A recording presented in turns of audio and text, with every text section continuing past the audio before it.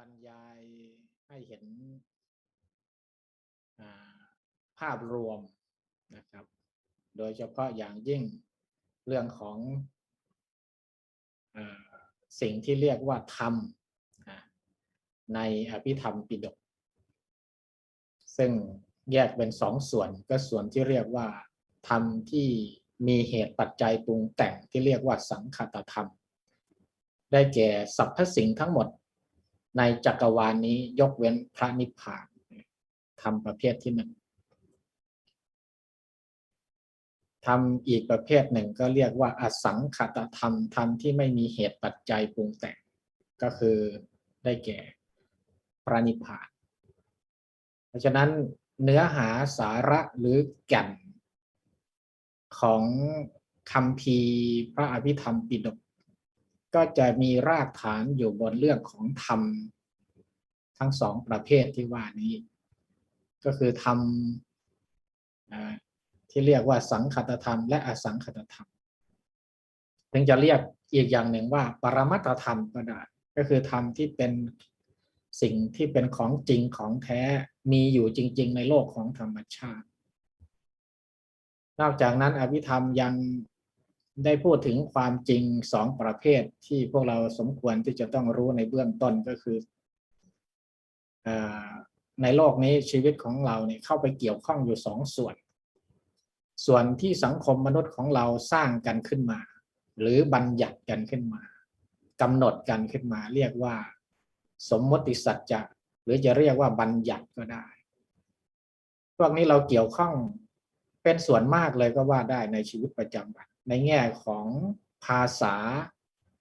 วัฒนธรรมความเชื่อการสื่อสารกฎระเบียบกติกาต่างๆค่านิยมทางสังคมต่างๆรวมทั้งระบบการเมืองการปกครองต่างๆพวกนี้เป็นสิ่งที่สังคมมนุษย์ช่วยกันคิดช่วยกันสร้างขึ้นเรื่องนี้เรียกว่าเป็นความจริงอย่างหนึ่งนะแต่ว่าความจริงในระดับที่สังคมยอมรับร่วมกันว่ามันจริงแต่เลิกยอมรับเมื่อไหร่มันก็ไม่จริงเมื่อนั้นเรียกว่าสมมติสัจจะความจริงประเภทนี้แม้มันจะไม่มีอยู่จริงในระดับปรมัตถ์แต่ก็มีบทบาทอย่างสำคัญมากๆในชีวิตของมนุษย์เราเอาเข้าจริงๆแล้วความสุขหรือความทุกข์ในชีวิตของมนุษย์ปุถุชนเนี่ยมันเกี่ยวข้องกับความจริงระดับที่เราสร้างขึ้นเนี่ยเป็นส่วนใหญ่นะครับที่พระพุทธเจ้าท่านตรัสไว้รวมๆว่าโลกธรรม8ประการที่เราเรียกว่ามันเป็นมายาเป็นหัวโขนเป็นอะไรพวกนี้ลาภยศตำแหน่งสรรเสริญอะไรพวกนี้เขาทำให้คนเครียดได้เป็นโรคประสาทได้ถึงขนาดอัตตวินิบาตกรรมอัตตวินิบาตกรรมได้เลยทีเดียวแม้มันจะเป็นความจริงที่ไม่จริงในระดับปรมัตถ์ต่างๆพุทธศาสนาก็สอนให้เราเรียนรู้ศึกษาเรื่องพวกนี้เพื่อที่จะได้รู้เท่าทันไม่ยึดมั่นถือมั่นอันนั้นอภิธรรมก็ได้สอนไว้นะครับเรียกว่าสมมติสัจจะและที่เป็นเป้าหมายปลายทางของอภิธรรมเลยหรือว่าเนื้อหาอภิธรรมส่วนใหญ่เลยเกือบทั้งหมดเลยทีเดียวมุ่งไปที่เรื่องความจริงแท้ๆที่มีอยู่ในโลกธรรมชาติจริงๆไม่เกี่ยวกับว่ามนุษย์จะรู้หรือไม่รู้จะเห็นหรือไม่เห็นจะยอมรับหรือไม่ยอมรับความจริงเหล่านี้ก็เป็นสิ่งที่มีอยู่ที่พระพุทธเจ้าท่านตรัสไว้ในธรรมนิยามสูตรที่เราสวดกันนั่นแหละว่าอุปาทาวาภิกขเวตถาคตานังอนุปาทาวาตถาคตานังตถาคตจะอุบัติเสด็จอุบัติขึ้นหรือไม่ก็ตามความจริงเหล่านี้ก็ยังคงมีอยู่ตถาคตเป็นเพียงพูดได้ค้นพบได้ตรัสรู้แล้วเอามาอธิบายมาสอนมาแจกแจงให้มันง่ายนี่แหละเรียกว่าปรมัตถธรรมเป็นเนื้อหาใหญ่ของอภิธรรมแล้วก็เอาปรมัตถธรรมเนี่ยมาแยกเป็นหัวข้อใหญ่ๆอยู่4หัวข้อที่เรียกว่าปรมัตถธรรม4คือจิตเจตสิกรูป และก็นิพพานเดี๋ยวพูดแบบภาษาบ้านๆก็คือสิ่งที่มีจริงที่เป็นนามธรรมกับสิ่งที่มีจริงที่เป็นรูปธรรมรูปธรรมถ้าเอาตีกรอบลงมาแค่ในร่างกายชีวิตของเราเนี่ยก็เรียกสั้นๆว่านามมารูปนั่นเองนามกับรูปนี่แหละคือสิ่งที่อภิธรรมศึกษานามนั้นก็แยกไปเป็นจิตเจตสิกรวมไปถึงพระนิพพานด้วยส่วนรูปก็คือสิ่งที่สัมผัสจับต้องได้ก็คือร่างกายของเรารวมทั้งดินน้ำไฟลมต่างๆที่อยู่นอกร่างกายของเราก็ถูกรวมอยู่เป็นเนื้อหาที่เรียกว่าปรมัตถธรรมในคัมภีร์อภิธรรมเพราะฉะนั้นในวันนี้เราก็จะต่อจากครั้งที่แล้วนะครับครั้งที่แล้วเราได้พูดไปถึงแตะคร่าวๆรวมๆเรื่องจิตในพระอภิธรรม ทีนี้ก่อนที่จะเข้าไปต่อเรื่องจิตในครั้งที่แล้ว ก็พูดก่อนว่าในการเรียนอภิธรรมครั้งที่แล้วได้เกริ่นไว้ว่าเราเรียนอภิธรรมนี่ก็จะมีเป้าหมายจะเรียกว่าเป้าหมายของพุทธปรัชญาในอภิธรรมก็ได้ว่าเราเรียนเพื่ออะไรกันแน่คือในคัมภีร์ดีกาเขาเรียกว่าอภิธรรมมัทธวิภาวณีดีกาแต่งโดยท่านพระสุมังคละประมาณพุทธศตวรรษที่17ปลายนะเป็นคัมภีร์อธิบายอภิธรรมมัทธสังฆะท่านบอกได้เลยว่าในการเรียนอภิธรรมมันจะทำให้เราสามารถแยกได้ว่าอะไรคือจุดยืนทางสายกลางแบบพุทธอะไรคือจุดยืนของลัทธิอื่นๆที่พระพุทธศาสนาไม่เห็นด้วยไม่ยอมรับท่านกล่าวไว้เป็นภาษาบาลีว่าสมะสมยะสมยันตระยันตระคณะวิคาหณะสมัตถังสามารถจะแหวกชัดคือความยุ่งเหยิงความลกลุงลังเนี่ยครับชัดเนี่ยครับคือลัทธิของตนและลัทธิอื่นได้นั่นแสดงว่าเป็นจุดมุ่งหมายของการเรียนอภิธรรมเลยนะครับในชาวพุทธเราเนี่ยอธิบายธรรมะอธิบายไปอธิบายมาบางทีก็อธิบายลัทธิอื่นที่พระพุทธเจ้าปฏิเสธโดยไม่รู้ตัวก็มีเขาเรียกว่านี่คือจุดยืนในเรื่องของพุทธปรัชญาของเราไม่ชัดเจนเช่นอธิบายเรื่องกรรมอย่างเงี้ยเห็นอะไรความเป็นไปในชีวิตของใครไม่ว่าจะดีหรือไม่ดีไม่ว่าจะชีวิตเจริญขึ้นหรือเสื่อมลงโชคดีหรือโชคร้ายก็ตามก็จะโยนให้เป็นเรื่องกรรมเก่าไปเสียทั้งหมด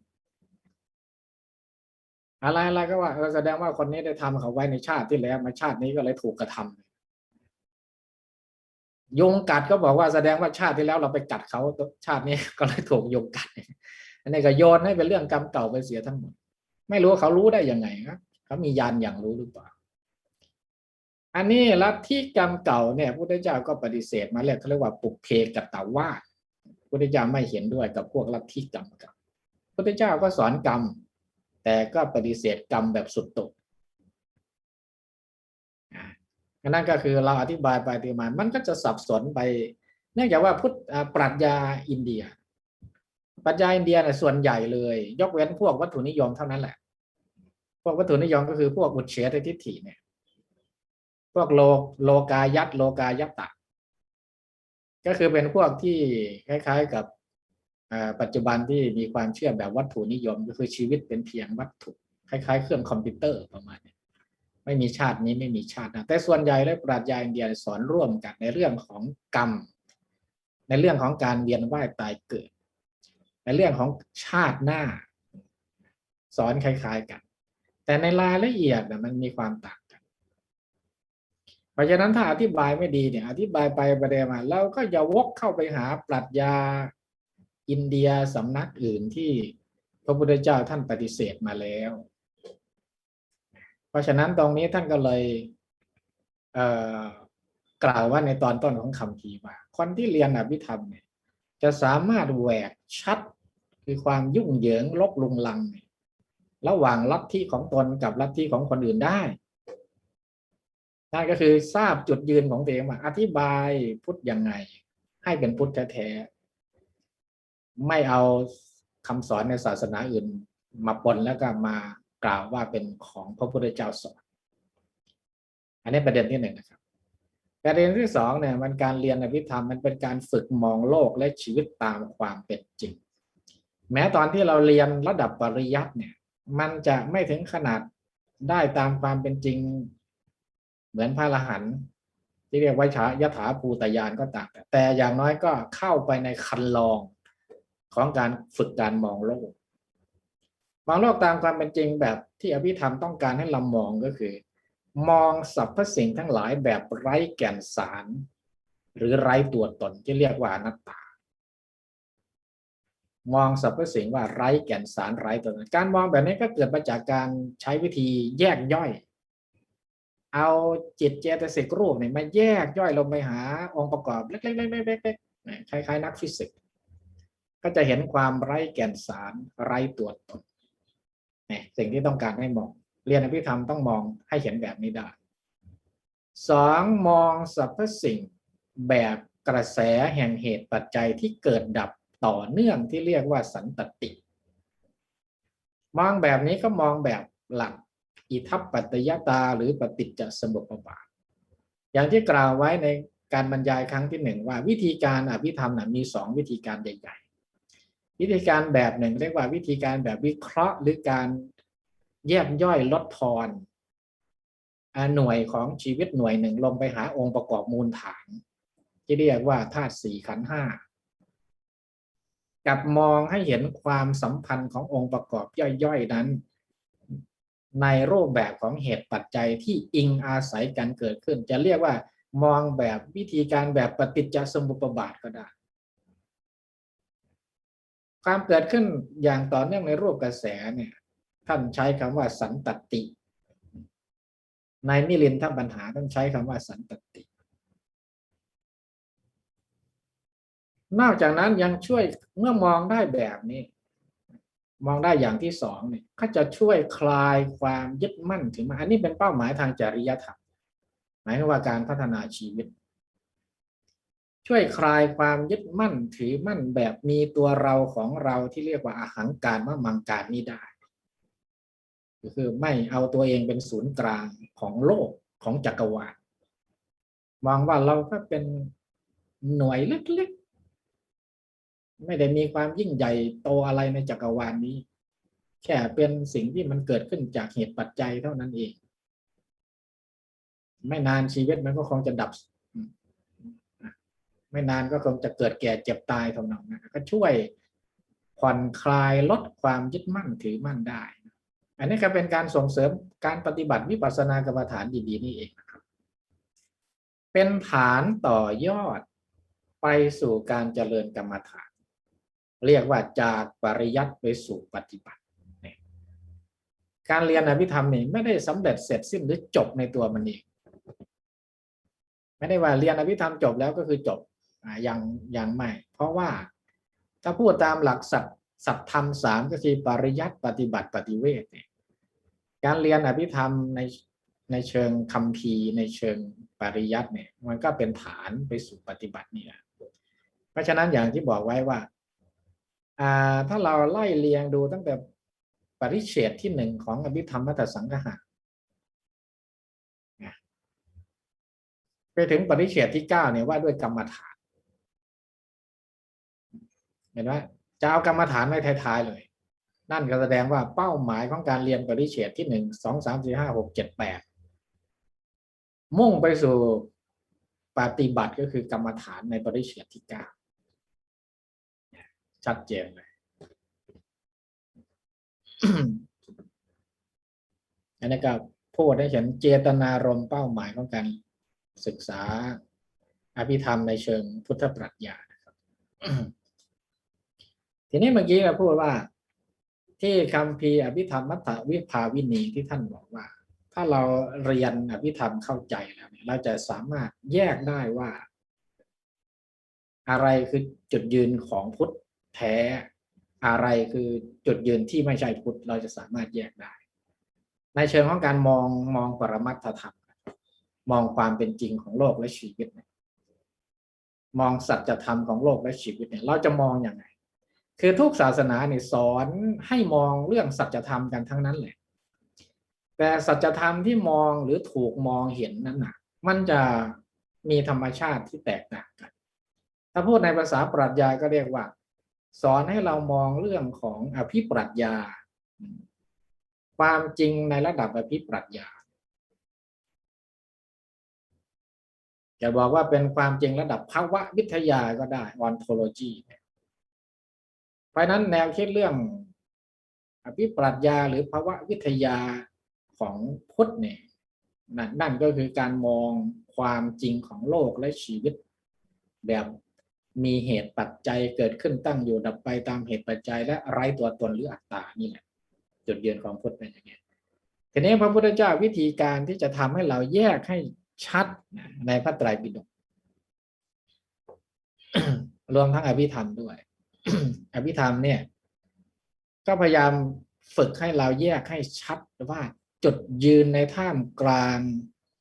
ปรัชญาหลายๆสำนักของอินเดียสมัยโบราณรวมทั้งสมัยปัจจุบันนี้ด้วยเราเนี่ยตำแหน่งแห่งที่หรือจุดยืนในเชิงของการมองโลกและชีวิตความจริงของโลกและชีวิตเนี่ยเราเนี่ยอยู่ตรงไหนกันแน่พระองค์ก็เอาสองข้างมาเทียบให้พวกเราดูเอามาเทียบให้ดูเพื่อให้เราแยกออกให้ได้คือถ้ามองแต่เราเนี่ยเราจะแยกได้ไม่ชัดก็คือถ้าเราดูสีแค่สีเดียวเนี่ยมันจะแยกไม่ชัดว่ามันจะอธิบายยากว่าไอ้สีนี้มันเป็นยังไงวิธีการที่จะทำให้เราแยกได้ชัดก็คือเอาสีที่ตรงกันข้ามมาเทียบคือระหว่างสีดำกับสีขาวอย่างนี้เป็นต้นนะครับเพราะฉะนั้นวิธีอธิบายว่าที่จะทำให้เราทราบจุดยืนของพุทธให้ชัดเนี่ยพระพุทธเจ้าก็เอาสุดโต่งเขาเรียกว่าอันตคาหิกะทิฏฐิทิฏฐิสุดโต่งหรือทัศนะความเชื่อหรือลัทธิความเชื่อที่มีทัศนะสุดโต่งในด้านการมองความจริงนะครับก็หมายความว่าเขามองความจริงแบบปรมัตถ์นี่แหละเขาก็มีปรมัตถ์ของเขาปรมัตถ์แบบเขากับปรมัตถ์แบบเรามันก็ไม่เหมือนกันสุดตรงด้านที่หนึ่งเนี่ยก็สืบทอดอยู่ปัจจุบันก็คือศาสนาฮินดูรวมทั้งปรัชญาตะวันตกบางสำนักอย่างเช่นกรณีของการทำกรรม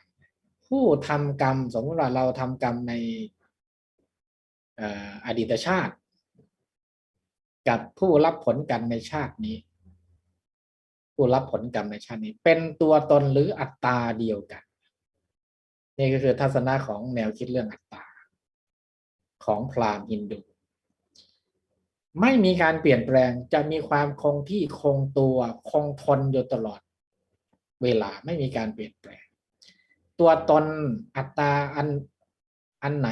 อัตตาใดทำกรรมอัตตานั้นนั่นแหละอันเดียวกันนั่นแหละเป็นผู้รับผลกรรมทั้งในชาตินี้และชาติหน้าอันนี้จุดยืนสุดตรงประเภทสัสสตทิฏฐิใช่ไหมสัสสตมันแปลว่าเที่ยงแท้ไม่เปลี่ยนแปลงถ้าเรามองว่าสัสสตอะไรเป็นสัสสตแสดงว่าเรามองมันตรงกันข้ามกับอนิจจังนั่นแหละสัสสตมันเป็นสภาวะที่ตรงกันข้ามกับอนิจจังสัสสตก็คือไม่เปลี่ยนแปลงถ้ามองแบบอนิจจังก็คือเปลี่ยนแปลงเกิดดับในรูปของเหตุปัจจัยอันนี้จุดยืนแบบที่หนึ่งอันนี้เราต้องแยกให้ออกว่าอันนี้ไม่ใช่เราอันนี้ไม่ใช่พุทธอันนี้ไม่ใช่อภิธรรมส่วนข้างล่างครับสุดโต่งข้างล่างเรียกว่าอุเฉททิฏฐิมองแบบตรงข้ามกับแถบสีดำข้างบนเลยนะครับผู้ทำกรรมกับผู้รับผลกรรมนี่ขาดศูนย์ไม่มีหรือเป็นคนละคนกันหมายความว่าถ้าขาดศูนย์ไม่มีหมายความว่าตายแล้วก็ตายเลยก็จบแค่นั้น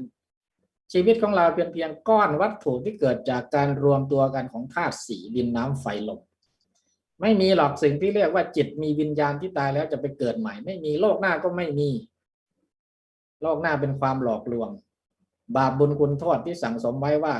คาดหวังว่าตายไปแล้วจะไม่ได้เสวยผลในชาติหน้าเป็นมายาหลอกลวงไม่มีจริงว่าตายแล้วก็ตายเลยชีวิตเริ่มต้นที่คันมารดาจบลงที่ความตายชีวิตเรามีแค่นี้จบเส้นกันแค่นี้เกิดชาติเดียวเกิดหนเดียวตายหนเดียวไม่ต้องไปพูดถึงโลกหน้าหรืออีกความหมายหนึ่งอุเฉติอาจมองอย่างนี้ด้วยคือหมายความว่าในขณะที่เรายังไม่ตายเป็นคนเป็นนี่แหละชีวิตเราปีที่แล้วกับปีนี้เนี่ยมันเป็นคนละคนกันมันขาดจากกันคนเมื่อปีที่ตัวเราปีที่แล้วก็เป็นคนคนหนึ่งปีนี้ก็เป็นอีกคนคนหนึ่งเพราะฉะนั้นผู้ทำกรรมอะไรสักอย่างในปีที่แล้วเนี่ยกับผู้ที่จะรับผลในปีนี้มันคนละคนกันไม่ใช่คนเดียวกันเพราะนั้นลัทธิมิจฉาทิฏฐิที่เรียกว่าโลกิยะมิจฉาทิฏฐิ10 อย่างนะก็คือทัศนะของพวกอุเฉททิฏฐินี่แหละหรือว่ามารดาไม่มีบิดาไม่มีมาตานัตถิปิตานัตถิมารดาก็ไม่มีบิดาก็ไม่มีความหมายของคำว่าไม่มีของแกเนี่ยหมายความว่าคนที่ให้กำเนิดเราเมื่อตอนเราเด็กๆกับตอนนี้สมมติว่าตอนนี้เขาเป็นคนละคนไปแล้วเขาไม่มีความสืบต่อในเชิงของสันตติแบบพุทธนะขาดจากกันเลยนะครับจะเห็นว่าสุดตรงด้านข้างล่างเนี่ยเขาตรงกันข้ามกับข้างบนทีนี้พระพุทธศาสนาจะยืนอยู่ตรงไหนในท่ามกลางสุดตรง2 ด้านนี้นี่แหละความพยายามของคัมภีร์อภิธรรมยืนอยู่ตรงนี้ครับอภิธรรมทั้งหมดเนี่ยพยายามที่จะพรีเซนต์หรือนำเสนอเพื่อที่จะแยกออกให้ได้ว่าจุดยืนความเป็นทางสายกลางนี่แหละเขาเรียกว่าทางสายกลางกดจุดยืนในความเป็นทางสายกลางในเชิงของปรมัตถธรรมหรือเรียกทางภาษาปรัชญาหรืออภิปรัชญายะภาวะวิทยาเราอยู่ตรงไหนกันแน่พุทธจะต้องนำเสนอให้ดีนะถ้าไม่ดีแล้วมันจะส่วนมากมันจะเอียงไปข้างบนครับมันไม่เอียงไปข้างล่างเพราะข้างล่างมันชัดมากนะไม่ใช่พุทธแน่นอนแต่ส่วนใหญ่จะเอียงไปข้างบนมากอธิบายไปอธิบายมาเนี่ยไปปนกับข้างบนนะครับแล้วท่านจะเห็นได้ว่าในสังคายนาครั้งที่3การเกิดขึ้นของคัมภีร์คาถาวัตถุโดยท่านโมกคัลลีบุตรติสเถระก็เป็นการแต่งคัมภีร์ขึ้นมาเพื่อที่จะแยกให้ออกอะไรคือความทัศนะหรือทิฏฐิที่ไม่ใช่พุทธอะไรคือทัศนะที่เป็นพุทธแท้มันเป็นยังไงเพราะฉะนั้นอะไรที่ไม่ใช่พุทธก็คือพวกที่ท่านมองว่าเป็นสุดโต่ง2 ด้านนี่แหละครับส่วนมากก็สุดโต่งด้านข้างบนแม้แต่พุทธด้วยกันเนี่ยอธิบายธรรมะเอียงไปทางสุดโต่งข้างบนท่านก็ปฏิเสธว่าเป็นสำนักที่เป็นมิจฉาทิฏฐิด้วยอย่างเช่นสัพพัทติกวาทสารวาสติวาทอะไรพวกนั้นก็ถูกมองว่าเป็นพจน์แบบมิจฉาทิฏฐิในบางเรื่องนะไม่ใช่ทุกเรื่องก็เลยสังเนี่ยสังคายนาก็เพื่อที่จะแยกจุดยืนที่มันใช่กับที่ไม่ใช่นี่แหละออกจากกันนี่แหละครับที่ผมพูดมาเนี่ยก็คือความพยายามทั้งหมดของคัมภีร์อภิธรรมต้องการที่จะพรีเซนต์ตรงนี้ให้ชัดเจนดังนั้นมาพูดถึงทางสายกลางว่าเราจะอธิบายทางสายกลางแบบพุทธยังไงในแง่ของสัจธรรมหรือปรมัตถธรรมให้มันไม่ไปปนกับ2 ด้านนี้เพราะฉะนั้นเริ่มต้นเลยก็คือเรื่องของหลักแห่งความไม่มีตัวตนหรืออนัตตาของพระพุทธศาสนาก็ถูกโดยเฉพาะพวกที่อยู่ข้างบนเนี่ยพวกศาสนาทิฏฐิโจมตีและก็โต้แย้งมากตลอดประวัติศาสตร์พระพุทธศาสนาเลยทีเดียวนะครับท่านจะเห็นชัดในคัมภีร์มิลินทปัญหาตั้งแต่คำถามที่1เลยพระยามิลินเนี่ยเหมือนเป็นตัวแทนของคนที่สงสัยแล้วก็ตั้งคำถามต่อจุดยืนของพุทธในเรื่องอนัตตาความไม่มีตัวตนท่านถามถึงขนาดว่าถ้าท่านสอนเรื่องอนัตตาแล้วท่านจะอธิบายเรื่องผู้ทำกรรมกับผู้รับผลกรรมยังไงก็มันจะไม่กลายพุทธศาสนาจะไม่กลายเป็นพวกอุเฉททิฏฐิแบบหนึ่งหรือท่านถามอย่างนี้เลยนะ อันนั้นการอธิบายเรื่องกรรมที่มันจะเวิร์กแล้วมันเป็นไปได้มันต้องยอมรับอัตตาก่อนสิถ้าไม่มีอัตตาจะอธิบายเรื่องกรรมกฎแห่งกรรมผู้ทำกรรมผู้รับผลแห่งกรรมได้อย่างไรเป็นไปได้หรือไม่มีผู้ทำกรรมมีแต่กรรมแต่ไม่มีผู้ทำกรรมมันเป็นไปได้อย่างไงสอนเรื่องกรรมแต่ไม่มีผู้ทำกรรมและไม่มีผู้รับผลแห่งกรรมด้วยพระยามิลินท่านก็ถามมาอย่างนั้นมันจะเป็นพวกขาดศูนย์ไปไหมตรงนี้เป็นคำถามท้าทายชาเลนจ์อย่างมากๆเพราะฉะนั้นมันมีคำหนึ่งที่พระนาคเกษมท่านพยายามที่จะตอบคำถามนี้ก็คือกฎแห่งกรรมเนี่ยผู้ทำกรรมกับผู้รับผลแห่งกรรมในวิสุทธิมรรคท่านก็พูดไว้ว่าถ้าว่าตามหลักวรมัตถ์จริงๆถ้าพูดภาษาสมมติสัจจะโอเคยอมรับได้ว่าตัวเราเองนี่แหละเป็นผู้ทำกรรมตัวเราเองนี่แหละจะเป็นผู้ไปรับผลแห่งกรรมในอนาคตหรือชาติหน้าเราทำกรรมใครทำกรรมคนนั้นจะต้องเป็นเจ้าของแห่งกรรมนั้นกรรมะพันธุกรรมะโยนิกรรมะปฏิสารนากรรมะเรามีกรรมเป็นมีเราเนี่ยเรามีกรรมเป็นกรรมเนิดเรามีกรรมเป็นเผ่าพันธุ์มีเราตลอดเลยอาหารเนี่ยเรามีกรรมเป็นที่พึ่งอาศัยเราทำกรรมอันใดไว้ก็จะได้รับอ้าวไม่มีผู้ทำได้ไงนี่ไงอาหารตัวเรานี่ไงอันนั้นมองแบบสมมติมีตัวเราได้แต่ถ้ามองแบบปรมัตถ์แบบอภิธรรมเนี่ยต้องบอกว่าไม่มีผู้ทำกรรมคำว่าไม่มีผู้หมายความว่าไม่มีอัตตาแบบสุดโต่งข้างบนไม่มีอัตตาหรือตัวตนในฐานะเป็นผู้ทำกรรมไม่มีอัตตาหรือตัวตนในฐานะเป็นผู้รับผลของกรรมการทำกรรมก็เป็นแค่กระบวนการของเหตุปัจจัยคือขันธ์ห้าของเราเนี่ยที่มันเกิดขึ้นตั้งอยู่ดับไปตามเหตุปัจจัยนี่แหละทำกรรมไม่มีขันธ์ห้าก็ไม่มีตัวตนหรืออัตตาขันธ์ห้านี่ถ้าจะพูดแบบภาษาปรมัตถ์ก็คืออนัตตานี่แหละทำกรรมอนัตตานี่แหละรับผลกรรมอนัตตาหรือขันธ์ห้าที่เกิดขึ้นตามเหตุปัจจัยนี่แหละทำกรรมอนัตตาหรือขันธ์ห้าที่เกิดขึ้นตามเหตุปัจจัยนี่แหละรับผลกรรมไม่มีอัตตาหรือตัวตนในฐานะผู้กระทำและในฐานะเป็นผู้รับผลการกระทำนั้นเพราะฉะนั้นท่านในบางคัมภีร์ท่านก็บอกว่าจะบอกถ้าจะพูดให้มันเป็นภาษาแบบตรรกะหน่อยนะแบบมิลินทปัญหาเนี่ยถ้านาคเกษมเนี่ยท่านก็ใช้ภาษาแบบนักปรัชญาหน่อยเดี๋ยวเขียนเป็นภาษาบาลีให้ดูครับท่านใช้ว่านะนะนะจะโสนะจะอันโยนั่นแปลว่าอย่างไร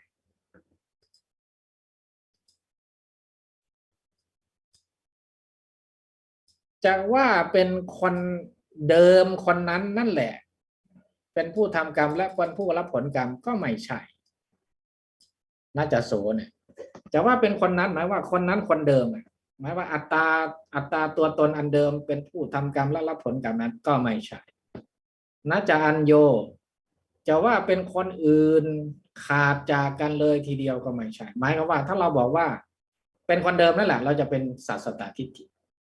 เราจะบอกว่าเป็นคนอื่นไปเลยเราก็จะเป็นอุเฉททิฏฐิข้างล่างเพราะนั้นประโยคนี้เป็นประโยคที่ปฏิเสธทั้งข้างบนข้างล่าง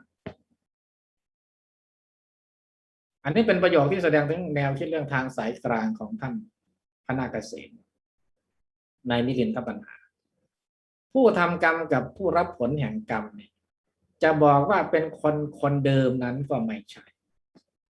จะบอกว่าเป็นคนอื่นที่ขาดจากกันเลยไม่เกี่ยวกันเลยก็ไม่ใช่มันก็เป็นกระบวนการแห่งเหตุปัจจัยสันตตินั่นแหละทำนองนั้นนะครับนี่ก็จุดยืนทางสายกลางประโยคแรกน่าจะโสเนี่ยปฏิเสธข้างบนประโยคหลังน่าจะอัญโยนี่ปฏิเสธข้างล่าง เมื่อปฏิเสธข้างล่างแล้วที่เหลือคืออะไรก็คือทางสายกลางก็คือสันตติ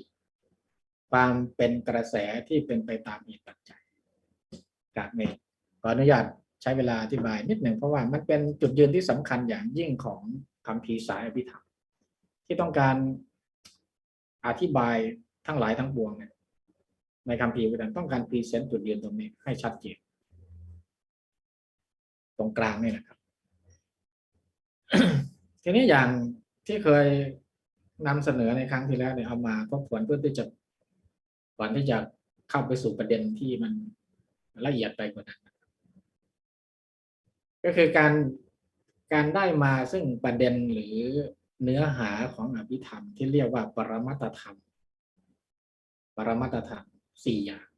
โดยเฉพาะสามอย่างแรกก็คือจิตเจตสิกรูปเป็นการสรุปหรือย่อยออกมาจากขันธ์ห้านี่เป็นคำสอนที่มีในพระสูตรอยู่แล้วนะเป็นคำสอนที่กระจัดกระจายอยู่ในพระสูตรโดยเฉพาะขันธวารวรรคสังยุตตนิกายมีเรื่องขันธ์ห้าเต็มไปหมดพระไตรปิฎกเล่มที่17ขันธวารวรรคมีคำสอนเรื่องขันธ์ห้ากระจัดกระจายกันเต็มไปหมดเรียกว่าทั้งเล่มเลยว่าทีนี้ถ้าเราอภิธรรมก็เลยไปสังเคราะห์หมายความว่าเอาขันธ์ห้าเนี่ยจับใส่กรอบของปรมัตถธรรมสี่ปรมัตถธรรมสามอย่างแรกก็คือรูปเนี่ยยังคงเป็นคำเดิมยังเป็นคำเดิมใช้คำว่ารูปส่วนขันธ์สามขันธ์ต่อมาเวทนาขันธ์สัญญาขันธ์สังขารขันธ์เรียกคำเดียวไปเลยว่าเจตสิกเรียกด้วยคำเดียวว่าเจตสิกส่วนวิญญาณขันธ์ก็ยังเรียกว่าจิตหรือวิญญาณก็ได้ยังใช้คำเดิมเพราะฉะนั้นขันธ์อันแรกก็ยังใช้เรียกคำเดิมขันธ์อันสุดท้ายก็ยังใช้คำเดิมโดยวิญญาณจิตวิญญาณจิตมโนวิญญาณก็เป็นคำที่ใช้แทนกันได้นะครับมีเพียงคำที่เข้ามาใหม่ก็คือคำสำหรับเรียกขันธ์สามขันธ์ที่อยู่ตรงกลางเวทนาสัญญาสังขารเรียกว่าเจตสิกเพราะฉะนั้นถ้ามองตามปรมัตถธรรมอันนี้เรียกว่าสังคตธรรมปรมัตถธรรมส่วนที่เป็นสังคตธรรมที่มีปัจจัยปรุงแต่งตามแนวคิดของอภิธรรมโลกหรือจักรวาลทั้งหมดไม่ว่าจะเป็นนามธรรมหรือรูปธรรมเรียกด้วยคำสามคำเนี่ยครอบคลุมหมดเลยยกเว้นพระนิพพานรูปรวมทั้งร่างกายของเราและโลกแห่งวัตถุที่อยู่นอกร่างกายเราไม่ว่าจะดินฟ้าอากาศดินฟ้าอากาศทั้งหลายทั้งปวงต้นไม้ใบหญ้าภูเขาก้อนหินอะไรต่างๆโลกที่นักวิทยาศาสตร์สาขาฟิสิกส์ทั้งหลายทั้งปวงศึกษารวมทั้งสาขาวิชาชีววิทยาที่เขาศึกษา biology ก็ดีฟิสิกส์ก็ดีที่เขาศึกษาโลกที่มีชีวิตกับโลกที่ไม่มีชีวิตโลกฝ่ายวัตถุทั้งที่มีชีวิตทั้งไม่มีชีวิตทั้งหลายรวมอยู่ในคำเดียวคือคำว่ารูปแต่จุดเน้นของอภิธรรมก็จะหมายถึงรูปของเรารูปในฐานะเป็นขันธ์หนึ่งในขันธ์ห้าของเรานี่เป็นหลักส่วนโลกแห่งนามธรรมจะเห็นว่าอภิธรรมนี่แบ่งโลกแห่งนามธรรมเป็นสองประเภทหนึ่งเรียกว่าจิตอีกประเภทหนึ่งเรียกว่าเจตสิกหรือองค์ประกอบที่อาจารย์เจ้าคุณอธิการท่านใช้คำว่าองค์ประกอบของจิตหรือบางท่านอาจจะใช้คำว่าคุณสมบัติของจิตกับองค์ประกอบของจิตหรือคุณสมบัติของจิตคือโลกนามธรรมถ้าเรียกแบบคำของพระวิปัสสนาจารย์ก็เรียกว่านามรูปนะครับนามรูปก็ครอบคลุมขันธ์ห้าทั้งหมด ทีนี้เมื่อทราบโครงสร้างเนื้อหาของอภิธรรมทั้งหมดว่าเป็นการกระจายออกมาจากขันธ์ห้าแล้วต่อไปเราก็จะมาโฟกัสที่จิตเป็นการเฉพาะเลยเอาเรื่องจิตก่อนโดยหลักแล้วการแยกออกมาว่าจิตมันมีกี่ดวงเป็นการแยกเพื่อที่จะทำการศึกษานะแต่ในโลกของความเป็นจริงจิตกับเจตสิกมันไม่แยกกันในชีวิตเป็นชีวิตจริงๆของคนจิตกับเจตสิกต้องอยู่ร่วมกันเกิดด้วยกันดับด้วยกันมีอารมณ์ที่รับรู้เดียวกันแยกไม่ได้แต่ถ้าแยกเพื่อศึกษาทำความเข้าใจในกับพอทำได้ครับเพราะนั้นในที่นี้เราจะแยกเพื่อศึกษาแต่ในชีวิตจริงๆมันแยกไม่ได้การเนื่องจากว่าจิตเนี่ยสำคัญมากเป็นตัวนำในขันธ์ห้าของเราเนี่ยจิตหรือวิญญาณขันธ์เนี่ยเป็นตัวนำเป็นพี่ใหญ่เป็นพี่ใหญ่ถ้าเป็นลูกในครอบครัวก็เป็นลูกคนโตนั่นแหละสำคัญที่สุดการแบ่งจิตเนี่ยมีวิธีแบ่งหลายอย่างคือหมายความว่าบรรดาจิตทั้งหมดที่มนุษย์แล้วก็สิ่งมีชีวิตทั้งหมดในจักรวาลนี้ตั้งแต่มนุษย์สัตว์ที่อยู่ในอบายภูมิก็ดีนะสัตว์เดรัจฉานก็ดีเปรตอสุรกายก็ดีบรรดาจิตของพวกเขาเหล่านั้นรวมทั้งมนุษย์เทวดาสวรรค์6 ชั้นพรหมรูปพรหมอรูปพรหมรวมทั้งพระอรหันต์ด้วยสัตว์โลกในไตรภูมิในสังสารวัฏทั้งหมดรวมทั้งผู้ที่หลุดพ้นจากสังสารวัฏไปแล้วคือพระอรหันต์เนี่ยหากมองในเชิงของการจิตของท่านเหล่านั้นมีเยอะแยะมากมายมีเยอะแยะมากมายแต่ละวันก็เกิดดับอยู่ตลอดเวลาเราคงจะไปนั่งนับไม่ได้แต่ถ้าเรามาจัดกรุ๊ปปิ้งให้มันเป็นกลุ่มใหญ่ๆให้มันเป็นกลุ่มใหญ่ๆมันมีวิธีกรุ๊ปปิ้งอยู่2 แบบใหญ่ๆเลยคือแบ่งตามชาติภาษาอันนี้ภาษาบาลีภาษาชาติไม่ใช่สัญชาตินะไม่ใช่สัญชาติไทยไม่ใช่ชาติไทยประเทศชาติประเทศไทยประเทศศรีลังกาอินเดียอย่างนี้ไม่ใช่ชาติในที่นี้หมายถึงคุณสมบัติหรือธรรมชาติของจิตนั่นแหละแบ่งตามธรรมชาติเนเจอร์ของมันฝรั่งเขาแปลคำว่าชาติในวันเนเจอร์ในที่นี้นะแบ่งตามเนเจอร์หรือแบ่งตามธรรมชาติของจิตมันจะมีกี่ดวงกี่จิตของใครไม่สำคัญจิตของสัตว์นรกจิตของเปรตจิตของอสุรกายจิตของมนุษย์เทวดาพรหมพระอรหันต์ก็ตามเถอะถ้าแบ่งเป็นคนๆเนี่ยมันก็ซับซ้อนมันยากแต่ถ้าเอาเนเจอร์หรือเอาชาติเข้ามาจับเราก็จะแบ่งได้3 กลุ่มใหญ่ด้วยกันเหมือนเราไปสวดในงานศพไปสวดมนต์ในงานศพสวดกุศลานะถ้าตามพระสูตรเลยตามพระไตรปิฎกนะตามคัมภีร์พระไตรปิฎกอภิธรรมในพระไตรปิฎกมาติกาไปสวดมาติกาอันนี้ก็แบ่งตามที่พระพุทธเจ้าท่านแบ่งไว้ก็เรียกว่ามันก็จะมี3 กลุ่มใหญ่ๆเท่านั้นแหละ7จะมีกี่ประเภทกี่อะไรก็ตามแต่ถ้าพูดถึงกลุ่มใหญ่ๆก็มี3 กลุ่มก็คือแบ่งตามชาตินะ1กุศลจิตกุศลธรรมาอกุศลธรรมาอภยากตาธรรมานี่แหละแบ่งแบบนี้แหละครับกุศลธรรมาอกุศลธรรมาอภยากตาธรรมาแต่พระเจ้าท่านจะเอากุศลขึ้นก่อนแต่ในคัมภีร์อภิธรรมเนี่ยท่านนิยมเอาอกุศลขึ้นก่อนเพราะว่าโดยส่วนใหญ่มนุษย์เรามันมีอกุศลจิตสัตว์ส่วนใหญ่มีอกุศลจิตมากกว่าสัตว์ที่มีกุศลจิตด้วยซ้ำกุศลธรรมาอกุศลธรรมาอภยากตากุศลธรรมาในที่นี้หมายถึงกุศลจิตอกุศลธรรมาก็คืออกุศลจิตและก็อภยากตาธรรมาก็คือจิตที่เป็นกลางกลางพูดง่ายๆก็คือถ้าเราเอาภาษาฝรั่งมาจับก็จะชัดกุศลจิตเนี่ยเป็นจิตประเภทจิตลบ negative จิตที่ไม่ดีจิตที่เป็นบาปจิตที่มีกิเลสครอบงำจิตที่เป็น negative กุศลอกุศล แล้วกุศลก็คือจิตที่บวกหมายถึงว่าจิตที่มีคุณสมบัติที่ดี มีองค์ประกอบที่ดีอยู่ในจิตเรียกว่าจิตบวกเอาบวกเอาลบแล้วก็เอาพยากตะเป็นกลางนิวทรัลจิตเป็นกลางคือการแบ่งแบบนี้เนี่ยก็คือถ้าในภาษาปรัชญาเนี่ยเขาเรียกว่าการให้ค่าทางจริยะเขาเรียกว่า ethical value การตัดสินค่าทางจริยะจะเห็นว่าอภิธรรมเนี่ยไม่เกี่ยวข้องกับจริยศาสตร์ก็ตรงนี้แหละ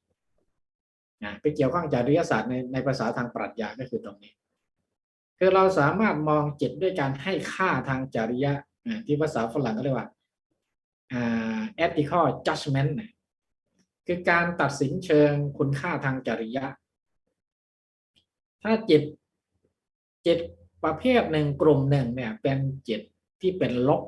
เป็นมีค่าทางจริยะที่เป็นลบคือจิตที่ไม่ดีก็เรียกว่าอกุศลจิตที่มีค่าเป็นบวกคือจิตที่ดีจิตที่ประกอบด้วยคุณสมบัติที่ดีคืออโรภะอโทสะโมหะเป็นต้นเป็นจิตกุศลแล้วจิตประเภทกลางๆที่ตัดสินให้ค่าทางจริยะไม่ได้ว่าอันนี้เป็นจิตดีหรือไม่ดียังตัดสินใจไม่ยังตัดสินไม่ได้เขาเรียกว่าเป็นจิตกลางจิตกลางบอกไม่ได้เรียกว่าอัพยากฤิหรืออัพยากตะตัดสินไม่ได้เหมือนในอัพยากตะปัญหาน่ะปัญหาที่พระพุทธเจ้าไม่ตัดสินให้แกไม่ตัดสินให้ว่ามันถูกหรือมันผิดนี่แหละก็เรียกว่าอัพยากตะไม่เฉลยไม่วินิจฉัยไม่พยากรณ์ไม่ทำให้มันกระจ่างเรียกว่าอัพยากตะเพราะฉะนั้นอัพยากตะจิตในที่นี้จิตที่ไม่สามารถพยากรณ์หรือทำให้มันกระจ่างชี้ชัดลงไปว่าอันนี้บวกหรือลบมีค่าเป็นกลางค่าในที่นี้ไม่ใช่ค่าเชิงเศรษฐกิจนะไม่ใช่ค่าทางเศรษฐศาสตร์แต่เป็นค่าทางจริยะอัพยากตจิตเนี่ยก็พวก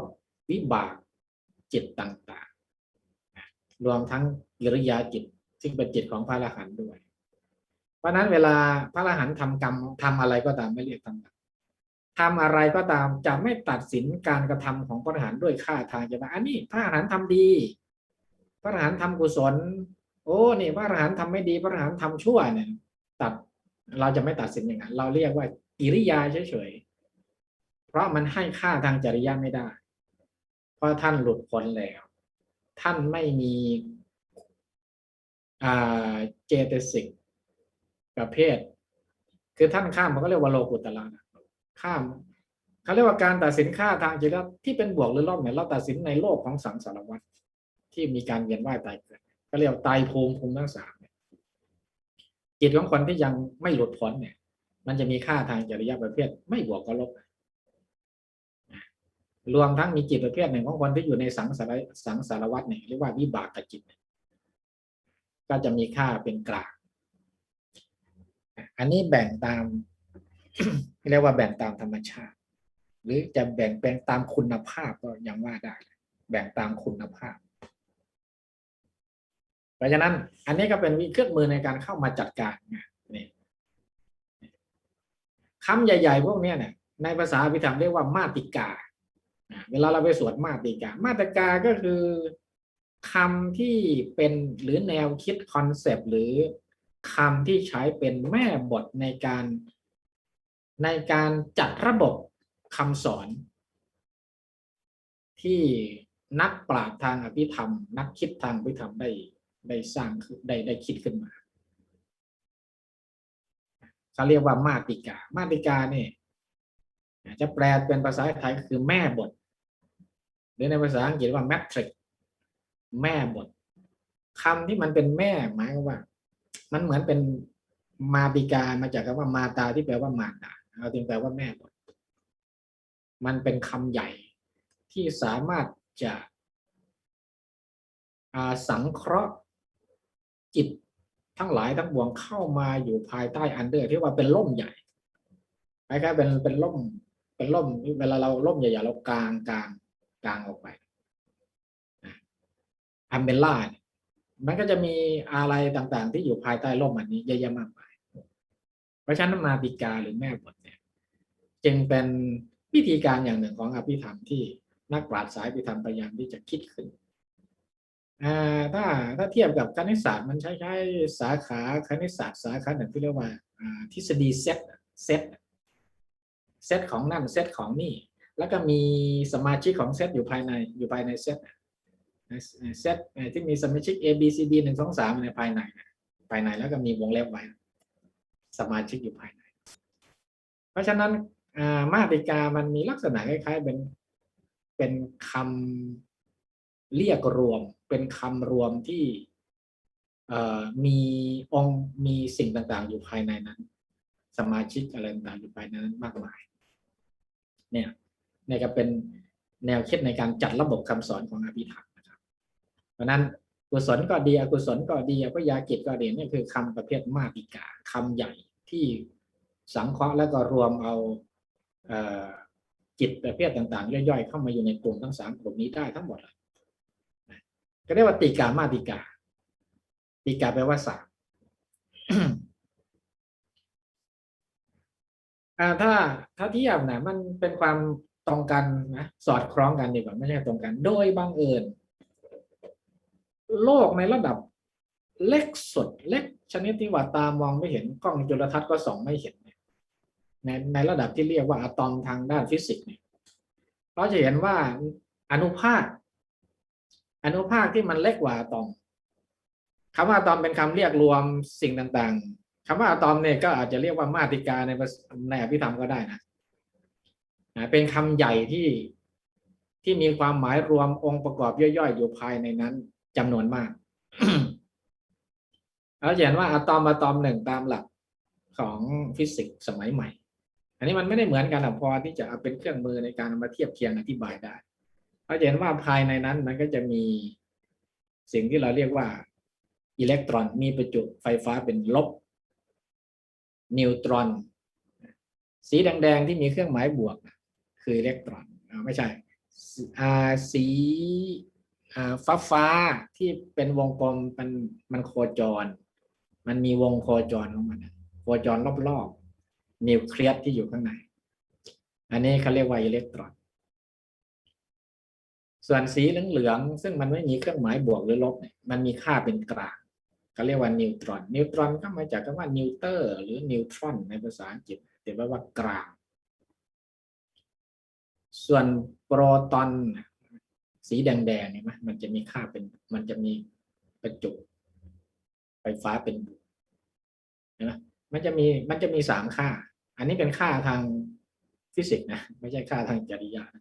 เมื่อกี้เจ็ดทำหลักวิธรรมมันเป็นค่าทางจริยะก็เรียกว่า ethical value แต่ค่าตรงนี้ไม่ใช่ค่าทางจริยะเป็นค่าในทางฟิสิกส์ค่าทางไฟฟ้าก็แล้วกันลบบวกแล้วก็กลางส่วนที่มันรวมตัวกันเป็นกลุ่มก้อนเนี่ยเรียกว่านิวเคลียสตามหลักวิธรรมนิวเคลียสเนี่ยก็คือกะลาป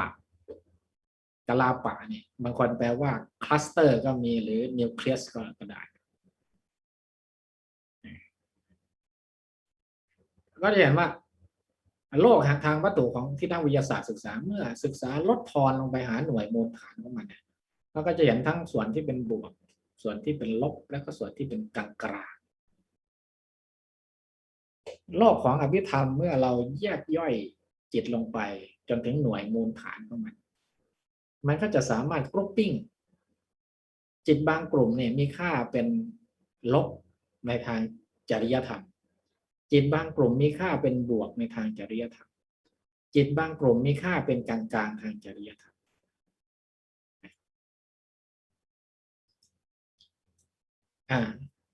อีกแบบหนึ่งในการแบ่งจิตเนี่ยอันนี้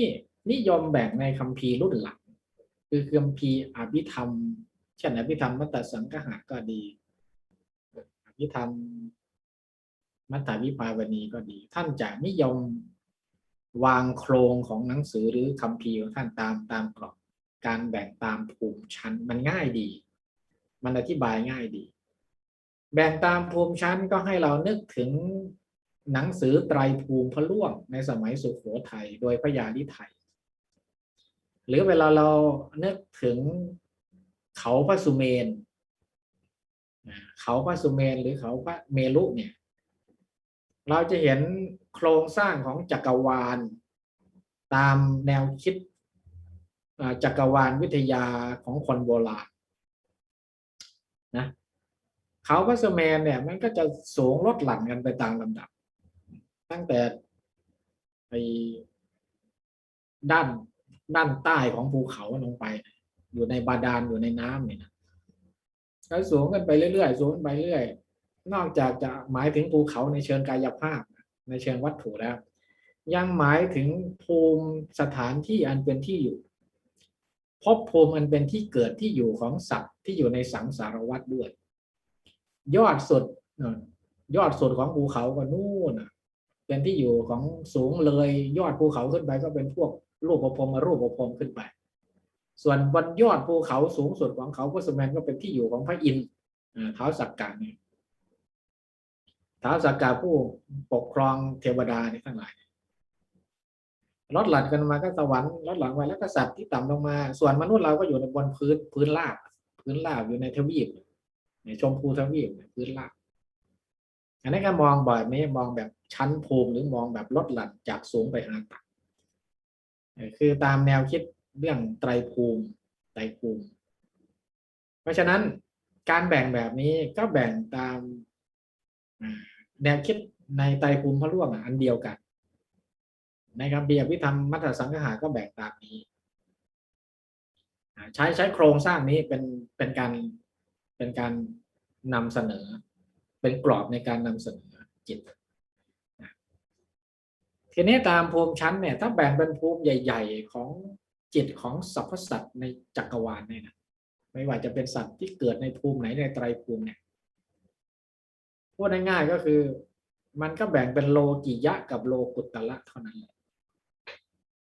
โลกิยะก็คือจิตของสัตว์ทั้งหมดที่ยังไม่หลุดพ้นยังเวียนว่ายตายเกิดในสังสารวัฏตั้งแต่สัตว์นรกขึ้นมาเปรตอสุรกายสัตว์เดรัจฉานมนุษย์เทวดาพรหมอะไรต่างๆเนี่ยก็จิตของพวกเขาก็จะจิตเป็นจิตระดับโลกิยะจำนวนเราเห็นว่าจำนวนมีมากมีถึง8ถ้านับแจงนับแล้วก็ได้ถึง81ทำไมถึงมีมากเพราะว่าสัตว์ในภูมินี่มันมากสัตว์มีจำนวนน้อยเท่านั้นที่ไปถึงโลกุตตรภูมิพวกที่อยู่ในสังสารวัฏอยู่ในโลกิยะนี่มันมากจิตมันก็เลยเยอะถ้าเอาจิต89ดวงมาแบ่งจะเห็นว่าโลกิยะมีถึง81โลกุตตระมีแค่8รวมเป็น89ถ้าเรามาดูรายละเอียดของโลกิยะเราก็เห็นว่าโลกิยะเนี่ยก็คือพวกไตรภูมินะตามหนังสือไตรภูมิพระร่วงเลยไตรภูมิก็คือกามภูมิรูปภูมิเราเห็นว่าภูมิชั้นต่ำสุดก็คือกามภูมิเนี่ยโอ้โหมีจำนวนจิตถึง54แสดงว่าจิตของพวกนี้ซับซ้อนจำนวนประชากรก็เยอะด้วยเยอะที่สุดเลยจำนวนจิตก็มีเยอะว่ามันปรุงแต่งเยอะคิดเยอะกิเลสมันเยอะส่วนรูปภูมิก็คือพวกที่ได้ฌานได้นั่งสมาธิสมถกรรมฐานได้รูปฌานได้รูปฌานความซับซ้อนของจิตก็จะมีน้อยลงเห็นว่าน้อยลงตามลำดับ15ลดลงมา12แล้วก็โลกุตตระเหลือ8นี่ถ้ามองแบบกว้างๆแบบคร่าวๆไม่ต้องลงรายละเอียดนะมันแสดงถึงความซับซ้อนของจิตหรือการคิดปรุงแต่งของจิตมันเยอะปุถุชนก็การคิดปรุงแต่งเยอะหน่อยความละเอียดพิสดารของจิตมันเลยมีเยอะพูดง่ายๆก็กิเลสมันเยอะแบ่งตามภูมิชั้นมีผู้เอาแนวคิดเรื่องไตรภูมิหรือการสร้างพระเจดีย์หรือสร้างพระปรางอยู่ในประเทศไทยเราจริงๆแล้วเวลาเราดูโครงสร้างของพระเจดีย์ก็ดีพระปรางก็ดีฐานมันจะกว้างแล้วก็เลี้ยวลงจนไปถึงยอดแหลมสุดของพระเจดีย์อันนั้นก็เป็นการ จำลองจักรวาลวิทยาตามแนวคิดเรื่องภูเขาพระสุเมรุจริงๆถ้าดูให้ดีเนี่ยการสร้างเจดีย์สร้างพระปรางเนี่ยก็ได้รับอิทธิพลมาจากจักรวาลวิทยาแบบเขาพระสุเมรุรวมทั้งอันนั้นมองในเชิงรูปธรรมถ้ามองในเชิงของนามธรรมแบบจิตเจตสิกแบบอภิธรรมก็คือการจำลองการถ่ายโลกแห่งนามธรรมออกมาเป็นโลกแห่งรูปธรรมที่สามารถจับต้องได้ในรูปแบบของโครงสร้างพระเจดีย์โครงสร้างของพระปรางนั่นก็คือการบอกถึงลำดับภูมิชั้นจากต่ำไปหาสูงของจิตของสัตว์โลกที่อยู่ในภูมิต่างๆตั้งแต่ภูมิระดับต่ำที่เรียกว่ากามภูมิมี11ภูมิรูปภูมิมี16ภูมิแล้วก็อรูปภูมิมี4นะเขียนผิดอรูปภูมิมี4แล้วที่เหนือพระเจดีย์ขึ้นมาเนี่ยตรงยอดพระเจดีย์ถ้าเราสังเกตนะพระเจดีย์ในวัดต่างๆมันจะมีกลมๆเป็นกระเป๋อเหมือนไข่กระเป๋อไข่กลมๆที่บนยอดสูงสุดเลยตรงนั้นบางที่บางแห่งเขาก็จะบรรจุด้วยเพชรนินจินดาที่มันประกายแวววาวตรงนั้นก็จะเป็นสัญลักษณ์ของโลกุตระภูมิก็คือนิพพานโลกุตระภูมิก็คือนิพพานก็เป็นยอดสูงสุดถ้าเราไปดูเจดีย์ชเวดากองที่ประเทศพม่าสังเกตดีๆตรงยอดสูงสุดของพระเจดีย์ก็จะมีเพชรเปล่งประกายอยู่อันนี้นั่นก็คือภาพสะท้อนแนวคิดของคนโบราณที่ต้องการจะจำลองแนวคิดเรื่องภูมิชั้นต่างๆของจิตรวมทั้งภพภูมิอันเป็นที่เกิดของเหล่าสรรพสัตว์ทั้งหลายที่อยู่ในสังสารวัฏแล้วก็ตามด้วยภูมิที่อยู่เหนือสังสารวัฏเหนือโลกที่เรียกว่าโลกุตระภูมิซึ่งเป็นยอดปลายสุดของพระเจดีย์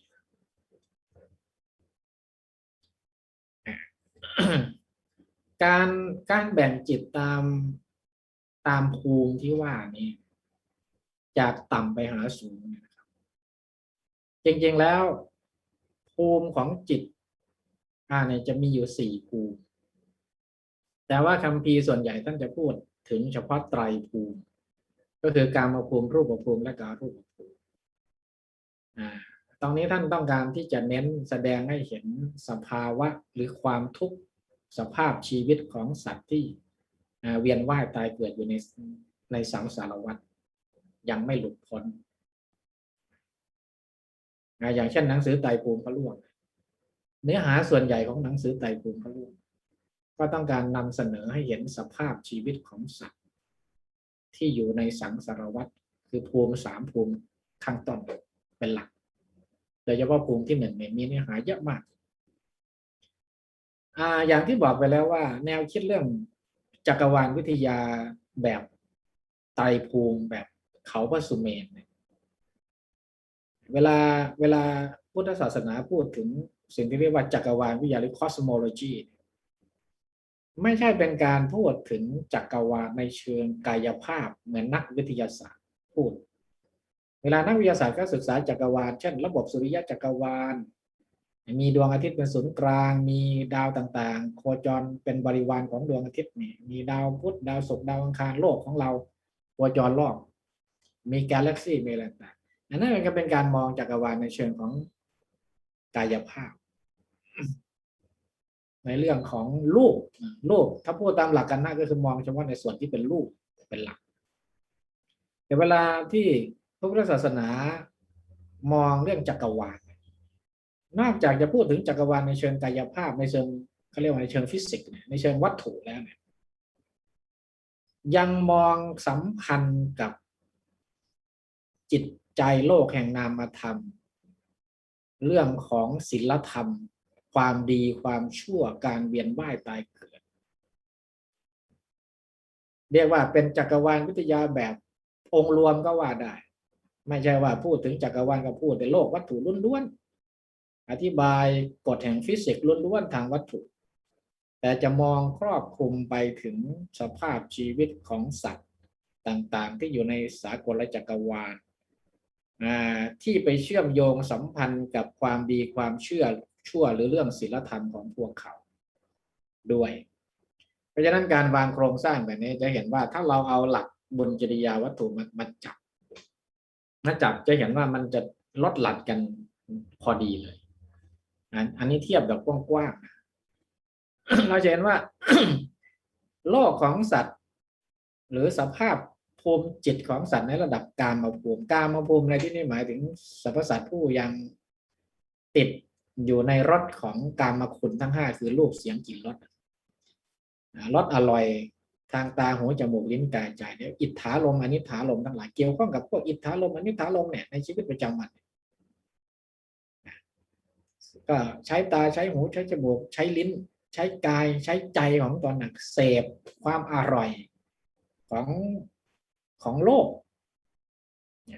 ที่เรียกว่ากามเนี่ยกามในที่นี้หมายถึงกามคุณทั้งห้าคือรูปเสียงกลิ่นรสสัมผัสพวกนี้ที่มันเป็นอาหารหรือมันเป็นเหยื่อให้เสพบริโภคสำหรับสัตว์ที่อยู่ในภูมินี้นะครับเพราะฉะนั้นมันการที่สัตว์มาอยู่ในภูมินี้มันไม่เกี่ยวข้องกับเรื่องจริยธรรมหมายความว่า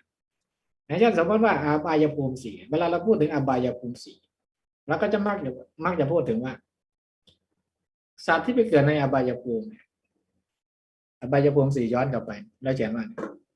ภูมิสี่ภูมิที่อยู่ข้างล่างสุดอบายภูมิสี่ไม่ว่าจะเป็นสัตว์นรกก็ดีเปรตก็ดีอสุรกายก็ดีสัตว์เดรัจฉานก็ดีอบายภูมิสี่นี่เราเรียกว่า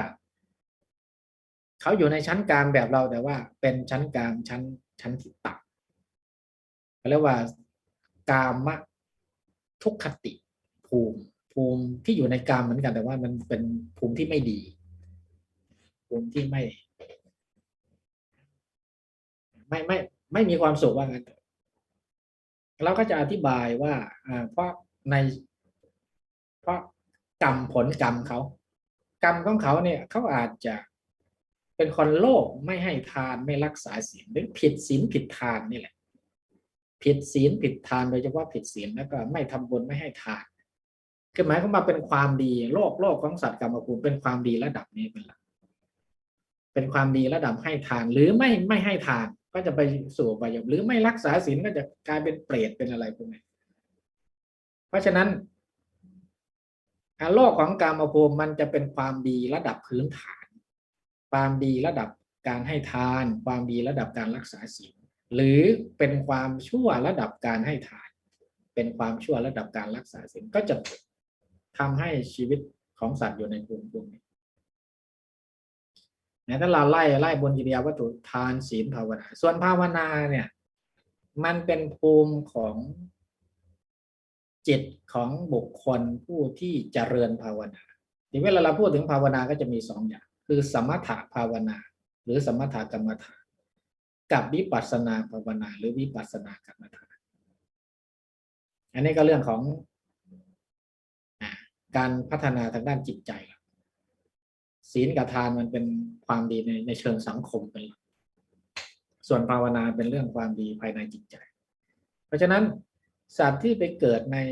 รูปภูมิก็หมายความว่าคนที่ปฏิบัติสมถกรรมฐานแล้วได้ฌานในระดับรูปฌานภพภูมิของเขาก็จะอยู่ในภูมินี้ถ้าเขาพัฒนาขึ้นไปอีกจนได้ฌานระดับอรูปฌานภูมิของเขาก็จะสูงขึ้นอีกแต่ถ้าเขาปฏิบัติวิปัสสนากรรมฐานด้วยวิปัสสนากรรมฐานยกจิตขึ้นสู่วิปัสสนาที่ว่านี่แหละเขาก็จะได้รู้แจ้งเห็นจริง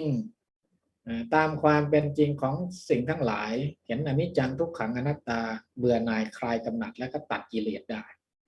เขาก็จะหลุดพ้นคำว่าหลุดพ้นเนี่ยก็คือจิตของเขาจะยกระดับไปสู่โลกุตตรภูมิการเข้าสู่โลกุตตรภูมิได้มันก็มาจากการเจริญภาวนาที่เรียกว่าวิปัสสนาภาวนาแต่ถ้ายังปฏิบัติแค่สมถะอยู่จิตมันก็พัฒนาเหมือนกันแหละแต่มันก็เป็นพัฒนาทั้งที่ยังอยู่ในสังสารวัฏเห็นว่า3 ลำดับแรก เป็นความดีและความชั่วที่ยังอยู่ในโลกของสังสารวัฏเพราะนั้นเวลาเราพูดถึงเราใช้คำที่แสดงถึงการหลุดพ้นอย่างเช่นวิมุตติก็ดีวิมุตติที่แปลว่าความหลุดพ้นวิสุทธิที่แปลว่าความบริสุทธิ์หรือตัดการเวียนว่ายตายเกิดตัดสังสารวัฏทำลายกองล้อแห่งสังสารวัฏจากการเวียนว่ายตายเกิดเราก็หมายถึงการตัดการเวียนว่ายตายเกิดอยู่ในภูมิ3ภูมิแรกนี่แหละเวลาใช้คำว่าวิมุตติก็หมายถึงหลุดพ้นจาก3ภูมิแรกนี่แหละหลุดพ้นจากการเวียนว่ายตายเกิดอยู่ใน3ภูมิแรกนี่แหละพอหลุดพ้นแล้วมันก็ขึ้นไปอีกระดับหนึ่งที่ว่าโลกุตระเพราะฉะนั้นคำว่าโลกะในที่นี้เนี่ยไม่ใช่โลกที่มันเป็นลูกกลมๆที่เราอาศัยอยู่โลกในที่นี้มันก็คือสังสารวัฏนี่เองเพราะฉะนั้นอุตระแปลว่าเหนือเนี่ยหรือข้ามพ้นเนี่ยโลกาโบอุตระเนี่ยก็หมายถึงภูมิที่อยู่เหนือหรือข้ามพ้นไม่ได้หมายความว่าเอาร่างกายเนี่ยเหาะขึ้นไปบนอากาศไปอยู่บนก้อนเมฆเหนือโลกอย่างนั้นนะครับหมายถึงภูมิของจิตภูมิของจิตที่มันไม่หลงไหลได้ปลื้มหรือไม่ยึดมั่นถือมั่นไม่ยึดติดในอารมณ์แบบอย่างโลกที่เคยเสพบริโภคมันข้ามได้แล้วมันหลุดพ้นแล้วชีวิตจริงๆพระอรหันต์ก็ยังอยู่ในโลกนี่แหละอยู่ในโลกที่เหมือนพวกเราเนี่ยแหละพระอรหันต์อยู่ที่วัดท่านก็อยู่ที่วัดเหมือนพระปุถุชนอยู่ในวัดเดียวกันท่านก็อยู่ในวัดนี่แหละแต่สิ่งที่อยู่เหนือเนี่ยร่างกายท่านก็อยู่ในวัดเดียวกันแต่สิ่งที่มันไม่เหมือนก็คือจิตใจของท่านมันเหนือโลกในที่นี้คือโลกแห่งสังสารวัฏเหนือทั้งระดับรูปภูมิเหนือทั้งระดับอรูปภูมิเหนือทั้งกามภูมิด้วยเราจึงเรียกว่าโลกุตระโลกในที่นี้แทนไตรภูมิแทนภูมิที่ยังอยู่ในสังสารวัฏคำว่าโลกในที่นี้นะครับ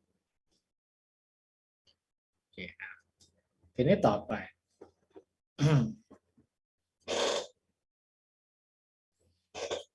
ถ้าเวลาจะหมดยังไงอาจารย์พิธีกรช่วยย้ำอาตมา ขอประธานอนุญาตพระเดชพระคุณครับ องค์ผู้บรรยาย ตอนนี้เวลา10:41 นาทีเหลือประมาณ20 นาทีครับท่านอาจารย์ครับผมด้วยความเคารพครับเจริญพรทีนี้ต่อไปก็มาพูดถึงเรื่องจิตกับเจตสิกถ้าจะลงลึกรายละเอียดจิตแต่ละดวงตามหลักวิธรรมเนี่ยต้องใช้เวลานะอภิธรรมโชติกายเขาใช้เวลา9 ปี เราเนี่ยเหมือนคนขี่อะไรนะนั่งรถชมสวนชมสวนสาธารณะดูสวนสัตว์ไม่ต้องลงไปศึกษาละเอียดว่าสัตว์แต่ละตัวมันมีองค์ประกอบอะไรบ้างนั่งรถแล้วก็ผ่านอะไรนะจิตกับเจตสิกกับน้ำกับสีในน้ำเนี่ยเมื่อกี้อย่างที่บอกไว้ว่าอย่างที่เกิดไว้คร่าวๆว่าอภิธรรมเนี่ยเอาโลกนามธรรมในชีวิตเราขันธ์5เรานี่แหละมาแยกเป็น2 ส่วนคือนามธรรมในฐานะที่เป็นจิตกับนามธรรมในฐานะที่เป็นเจตสิกก็คือคุณสมบัติหรือองค์ประกอบของจิตเพราะฉะนั้นทั้ง2อย่างนี้เป็นโลกนามธรรมทีนี้จิตกับเจตสิกมันต่างกันยังไงถ้าจะอธิบายง่ายๆตามสายคัมภีร์ของท่านพุทธโฆษาจารย์เนี่ยในหนังสืออัตถกถาธรรมบทนะเรื่องพระจักขุบาลไปดูได้เลยท่านเปรียบให้เราเห็นภาพนะเปรียบให้เราเห็นภาพว่าจิตกับเจตสิกมันต่างกันยังไงท่านเปรียบว่ามันเหมือนน้ำกับคุณสมบัติของน้ำหรือสิ่งที่เราเจือปนลงไปในน้ำเดี๋ยวจะเอาง่ายๆให้เห็นภาพก็คือสีที่อยู่ในน้ำกับสีเนี่ยมันคนละอย่างกันนะสีเนี่ยไม่ใช่ธรรมชาติของน้ำธรรมชาติของน้ำเนี่ยไม่ว่าน้ำจะสีอะไรก็ตามสมมติว่าน้ำมันมีเป็นร้อยสีแต่ก่อนที่มันจะมาเป็นสีเนี่ยน้ำก็คือมีธรรมชาติของความเป็นน้ำนั่นคือความใส สมมติว่าธรรมชาติของน้ำคือความใสก็แล้วกันส่วนสีที่เจือลงในน้ำเนี่ยไม่ใช่ธรรมชาติของมันมันเป็นเหมือนสิ่งที่มาเจือปนไม่ใช่ธาตุแท้ของน้ำก็ว่าได้ธาตุแท้ของมันคือความใสชาวมหายานเนี่ยก็เปรียบเทียบให้เราเห็นภาพชัดว่าอย่างเช่นนิกายเซนเนี่ยธรรมชาติของจิตเราเนี่ยเหมือนกระจกใสส่วนฝุ่นที่มาเกาะอยู่บนพื้นผิวของกระจกเนี่ยเหมือนเจตสิกหรือเหมือนกิเลสเนี่ยเป็นส่วนหนึ่งของเจตสิกจะเห็นว่าฝุ่นที่มาจากเนี่ยไม่ใช่ธรรมชาติของกระจกความใสต่างหากเป็นธรรมชาติของกระจกสิ่งที่มาเกาะอยู่บนพื้นผิวของกระจกเป็นแขกที่มาเยือนเป็นครั้งๆเป็นพักๆอันนี้ก็จะไปสอดคล้องกับปภัสสรสูตรในพระไตรปิฎกพระพุทธเจ้าตรัสว่าปภัสสรมิทังภิกขเวจิตตังตันจักโขอาคันตุเกหิอุปกิริยเสหิดูก่อนภิกษุทั้งหลายจิตนี้เป็นประภัสสรคำว่าประภัสสรเนี่ยก็ภาษาไทยก็ตีความไปต่างๆนานาแปลว่าผ่องใสบ้างแปลว่านั่นนี่บ้างแต่ในอัตถกถาต้องบอกว่าประภัสสรเนี่ยมีความบริสุทธิ์โดยธรรมชาติคัมภีร์อัตถกถานะท่านอาจารย์เสถียรโพธิที่นันท่าว่าจิตประภัสสรเนี่ยไม่ใช่จิตบริสุทธิ์ไม่เคยใช้คำว่าบริสุทธิ์กับจิตประภัสสรแต่ผมไปค้นดูแล้วมีเต็มไปหมดเลยในคัมภีร์อัตถกถาท่านใช้คำว่าปริสุทธะเลยนะกับจิตประภัสสรปริสุทธะคือจิตบริสุทธิ์แต่ว่าไม่ใช่บริสุทธิ์ที่เกิดจากการปฏิบัติธรรมแล้วตัดกิเลสทำลายกิเลสแต่ว่าเป็นความบริสุทธิ์ในระดับธรรมชาติของมันไม่ใช่เกิดจากการขัดสีแต่ว่ามันมีธรรมชาติเดิมแท้คล้ายๆที่ท่านพุทธทาสท่านใช้คำว่าเดิมแท้คำว่าเดิมแท้ท่านแปลมาจากจิตประภัสสรนี่นะมันมีความน้ำเพราะฉะนั้นคำว่าอาคันตุกะก็แสดงว่ามันไม่ใช่เจ้าเรือนหรือไม่ใช่เจ้าบ้านเวลาเราพูดถึงอาคันตุกะมาเยือนบ้านเราเนี่ยเราเป็นเจ้าบ้านเนี่ยเราเป็นเจ้าของบ้าน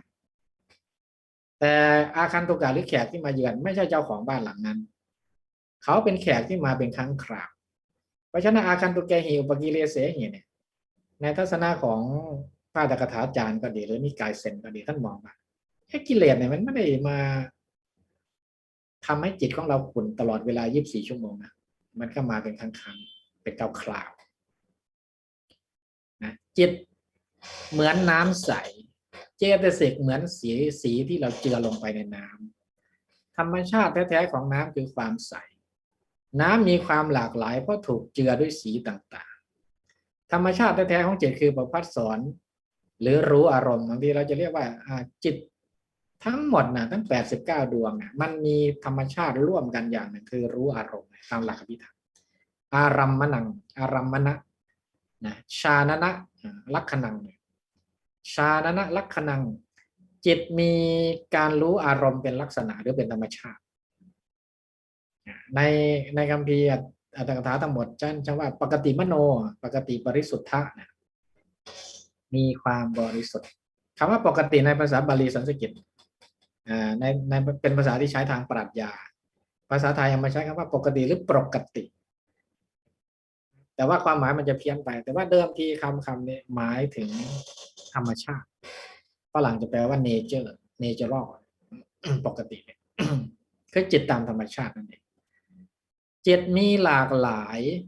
ตามอภิธรรมมีถึง89 ดวงเพราะประกอบด้วยเจตสิกต่างๆแสดงว่าเวลาเราพูดถึงน้ำไม่ว่าจะน้ำไหนก็ตามไม่ว่าจะน้ำเขียวน้ำแดงน้ำเหลืองน้ำดำน้ำอะไรต่างๆน้ำที่มีสีสันความต่างของน้ำอยู่ที่สิ่งที่มาเจือแต่น้ำก็คือน้ำก็คือมีธรรมชาติที่ใสไม่ว่าจะน้ำไหนก็ตามถ้าพูดถึงในแง่ธรรมชาติก็จะเหมือนกันคือใสอภิธรรมก็มองอย่างนี้เหมือนกัน จิตทั้ง89 ดวงเนี่ยถ้าเรามองในแง่ของตัวธรรมชาติแท้ๆของมันจะมีความเป็นประภัสสรหรือจะเรียกในลักษณะพฤติกรรมของมันก็ได้คือรู้อารมณ์ไม่ว่าจิตดวงไหนก็ตามก็คือมีลักษณะร่วมกันก็เรียกว่ารู้อารมณ์จะเรียกว่าสามัญลักษณะของมันก็ได้ลักษณะร่วมกันฝรั่งก็เรียกว่าเป็น common characteristic ลักษณะร่วมกันของมันคือรู้อารมณ์อันนี้คือพฤติกรรมแต่ท่านมองในแง่ธรรมชาติก็คือมีความใสแต่การที่อภิธรรมไปแยกจิตของสรรพสัตว์ทั้งหลายในสากลจักรวาลนี้ได้ถึง89 ดวงโดยย่อนะโดยพิสดารมีมากกว่านั้นมี121เป็นการแยกเหมือนเราเอาสีมาเจือในน้ำแล้วก็แยกน้ำให้มีประเภทต่างๆกันว่านี่คือน้ำแดงนี่คือน้ำเขียวนี่คือน้ำเหลืองนี่คือน้ำสีชมพูอะไรก็ว่าไปเอาเฮลบูบรอยมาผสมก็ได้น้ำสีต่างๆแต่ก่อนที่จะเอาเฮลบูบรอยมาผสมน้ำในทุกๆแก้วนั้นก็คือมีธรรมชาติเดียวกันเพราะฉะนั้นถ้ามองในแง่ธรรมชาติในแง่ของพฤติกรรมของมันจิตทั้ง89 ดวงเนี่ยก็คืออันเดียวกันคือรู้อารมณ์หรือมีธรรมชาติเป็นประภัสสรแต่ถ้ามองในเชิงของการเอาเจตสิกมาเจือปนเมื่อมันประกอบด้วยเจตสิกนั่นนี่แล้วมันก็สามารถจำแนกความแตกต่างหลากหลายได้เหมือนเอาสีมาเจือลงในน้ำก็จะได้น้ำสีประเภทต่างๆหลากหลายครับอันนี้ต้องทราบก่อนถ้าจะเห็นว่าแก้ว3 แก้วนี้มันถ้าเราเรียกชื่อของน้ำในแก้วนี้ก็เรียกว่าแก้วหนึ่งเป็นแก้วน้ำเขียวแก้วที่2แก้วที่1เป็นแก้วน้ำสีน้ำเงินแก้วน้ำสีน้ำเงินหรือสีฟ้าก็ได้แก้วที่2เป็นแก้วน้ำแดงแก้วที่3เป็นแก้วน้ำเขียวผสมเหลืองนิดๆถามว่าทำไมเราเรียกแก้วน้ำทั้ง3 แก้วนี้ต่างกันความต่างนี้เกิดจากสีที่ถูกผสมเข้าไปไม่ใช่ความต่างอยู่ที่ตัวธรรมชาติแท้ๆของน้ำถ้าเอาสีฟ้าสีแดงสีเขียวออกไปหมายความว่าเอาคุณสมบัติออกไปหรือเอาแฟกเตอร์เอาเจตสิกออกไปนั่นแหละน้ำทั้ง3 แก้วนั้นก็จะเป็นน้ำแบบเดียวกันคือมีธรรมชาติแห่งความใสเมื่อเอาสีต่างๆมาใส่ก็จะกลายเป็นน้ำที่ต่างกันเพราะฉะนั้นความต่างนี้ไม่ใช่ต่างที่ธรรมชาติของน้ำแต่ต่างกันที่สีที่ถูกเจือเข้าไปจิตก็เช่นเดียวกันความต่างของจิตไม่ได้อยู่ที่ธรรมชาติของจิตแต่ต่างกันที่มีเจตสิกประเภทต่างๆเข้าไปประกอบเข้าไปผสมจึงแยกอภิธรรมจึงแยกได้ถึง98 ประเภท98 ดวงด้วยกันครับจิตแท้ๆธรรมชาติแท้เหมือนแก้วนี้น้ำใสไม่มีแฟกเตอร์ไม่มีคุณสมบัติเจือลงแล้วตามหลักวิทยาศาสตร์อาจจะมีนะแต่ว่าเราพูดให้เห็นภาพเฉยๆไม่ได้หมายว่าไปวิเคราะห์ทางวิทยาศาสตร์แล้วน้ำใสนี่ไม่มีคุณสมบัติไม่ใช่แต่นี่เป็นการพูดเพื่อให้เห็นภาพว่าถ้าเราเอาจิตทั้ง89 ดวงมามองในเชิงของธรรมชาติเหมือนน้ำใสเนี่ยมันก็คืออันเดียวกันจิตเดียวจิตแบบเดียวกันมีธรรมชาติเดียวกันแต่ถ้ามันถูกผสมปุ๊บมันจะกลายเป็นมีธรรมชาติมีคุณสมบัติความต่างเป็นเรื่องคุณสมบัติเป็นเรื่องแฟกเตอร์ที่ผสมเข้าไปไม่ใช่ความต่างที่ธรรมชาติไม่ใช่ความต่างที่ธรรมชาติธรรมชาติเป็นภัสสรอยู่แล้วธรรมชาติเป็นของที่รู้อารมณ์ทีนี้เมื่อเรารู้ความต่างระหว่างจิตกับเจตสิกแล้วอภิธรรมเนี่ยสอนให้เรารู้จิตมีธรรมชาติเป็นอย่างไรก็คือรู้ความจริงเชิงปรมัตถ์เกี่ยวกับจิตนั่นแหละความจริงแท้ของจิตเป็นยังไงเจตสิกเป็นยังไงรู้เสร็จแล้ว อภิธรรมก็เขาเรียกว่าเสนอมีข้อเสนอนะข้อเสนอก็คือว่าแล้วเรารู้ว่าอะไรเป็นอะไรเนี่ยฝรั่งก็เรียกว่าที่หนังสือหลวงพ่อพุทธธรรมเรียกว่าชีวิตคืออะไรเนี่ยชีวิตคืออะไรชีวิตเป็นอย่างไรชีวิตเป็นไปอย่างไรเนี่ยนะคือรู้ความจริงตามธรรมชาติของมันฝรั่งเรียกว่ารู้ what it was what it what is what เนี่ย what it what เนี่ยก็คืออะไรเป็นอะไรรู้ตามความเป็นจริงเหมือนหมอที่รักษาโรคก่อนที่จะให้ยาหรือแนะนำคนป่วยในการปฏิบัติตนเนี่ยก็ต้องรู้อะไรเป็นอะไรก่อนหมายความว่ามันคือโรคอะไรมันมีสาเหตุมาจากอะไรโรคนี้เนี่ยก็เรียกว่ารู้ what is what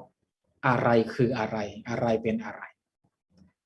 เสร็จแล้วอภิธรรมไม่ได้จบแค่นั้นอภิธรรมยังมีสิ่งที่เรียกว่าเป็น proposal ก็คือข้อเสนอข้อเสนอนี้ก็คือแล้วเราสมควรจะทำอย่างไรกับเมื่อเรารู้ว่าอะไรเป็นอะไรเกี่ยวกับจิตเราอะไรเป็นอะไรเกี่ยวกับเจตสิกเราแล้วเนี่ยอะไรเป็นอะไรเกี่ยวกับรูปของเราแล้วเนี่ยแล้วต่อไปมันก็เป็นข้อแนะนำเขาเรียกว่าเป็นข้อแนะนำเชิงจริยศาสตร์จริยธรรมถ้าพูดตามภาษาปรัชญาก็คือข้อแนะนำของอภิธรรมเนี่ยคือส่วนที่เรียกว่าจริยศาสตร์ควรจะทำยังไงควรจะรับมือยังไงควรจะจัดการกับชีวิตของตนอย่างไรเนี่ยเขาเรียกว่า what should be ภาษาฝรั่ง what should be done แล้วเราจะทำอย่างไรอภิธรรมก็เสนอว่ามันก็ต้องเมื่อรู้ว่าอะไรเป็นลบอะไรเป็นบวกอะไรเป็นกลางในจิตของเรานั้นนะลดเราก็ต้องลดหรือกำจัดคุณสมบัติด้านลบออกไปนี่คือสิ่งที่ควรทำเมื่อรู้ว่าคุณสมบัติด้านลบหรือเจตสิกฝ่ายลบในจิตของเรามีอะไรบ้างเราก็จะมีหน้าที่ลดหรือกำจัดคุณสมบัติด้านลบออกไปอกุศลเจตสิกเพิ่มพัฒนาคุณสมบัติด้านบวกให้มากขึ้นกุศลเจตสิกถ้าเราเทียบกันระหว่างพระอรหันต์กับปุถุชนคนธรรมดาทั่วไปความต่างอยู่ตรงไหนความต่างอยู่ที่ปุถุชนธรรมดาเนี่ยเป็นผู้มากด้วยคุณสมบัติหรือเจตสิกด้านลบ